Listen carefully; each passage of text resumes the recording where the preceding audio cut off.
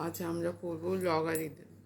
আচ্ছা, আমরা সূচক সম্বন্ধে জানি। আমরা যদি কোনো সমীকরণের আকার হয় 2^x সমান 64, সেখানে 64কে 2 এর পাওয়ার হিসেবে লেখা হয় এবং এক্সের মানটা সমান করা হয়।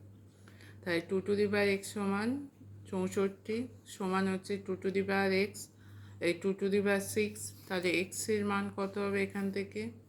তাহলে এক্সের মান হচ্ছে 6, তাহলে এখানে এক্সের মান পাচ্ছে 6। এবার কোনো সমীকরণের আকার যদি এই রকম হয় 2^x সমান 7 একটা নাম্বার যেটা 2 এর কোনো পাওয়ারে আসবে না, সেই রকম যদি সমীকরণ হয় সেক্ষেত্রে এক্সের যে সমাধানটা বেরোবে সেটা এক্স সমান হবে log 2 7। সেখানে লগারিদম হচ্ছে সমাধান। তাহলে কী হলো, সূচকে কোনো সংখ্যার পাওয়ার হিসেবে যখন অন্য একটা সংখ্যাকে লেখা হচ্ছে যেটা ওই সংখ্যার পাওয়ার হিসেবে লেখা যাবে না, তাদের সেক্ষেত্রে এক্সের মানটা হবে লগারিদম।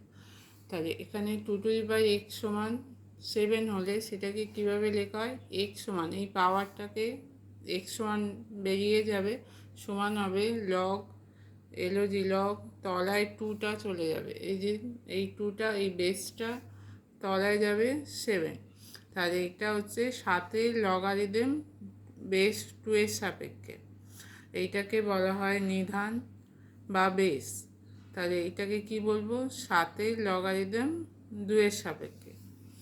আচ্ছা, একইভাবে 3^x সমান যদি আমরা 9 করি, এটা 3 এর পাওয়ারে লেখা যাবে, সেক্ষেত্রে এক্সের মান বেরোবে 2। কিন্তু 3^x সমান 5টাকে কোনো 3 এর পাওয়ারে লেখা যাবে না, যখন মানে এদিকের সংখ্যাটাকে এই সংখ্যার পাওয়ার হিসেবে লেখা যাবে না, সেক্ষেত্রে এক্সের মানটা লগারিদম ব্যবহার করে করতে হবে। তাহলে এক্স সমান হচ্ছে log 3 5। তাহলে এই তলাটাকে বলা হয় নিধান। তাহলে এখানটা কি হবে? 5-এর লগারিদম 3 এর সাপেক্ষে। আচ্ছা, এবার অনেক সময় ছোট প্রশ্ন দেয় এক্স সমান log 5 7 হলে 5^x এর মান কত? এটা লগারিদমের সংজ্ঞা থেকে এসে যাবে। এক্স সমান log 5 7 হলে 5^x সমান হবে 7। আবার 5^x সমান 11 হলে এক্সের মান কত? এটাও লগের সংজ্ঞা থেকে আসবে, এক্স সমান log 5 11। তাহলে লগারিদমের সাধারণ আকার হচ্ছে, যদি a^x সমান m হয় তাহলে x সমান হবে log am। তাহলে এই লগারিদম কখন পাওয়া যাবে? যখন এই mটা >0 হবে।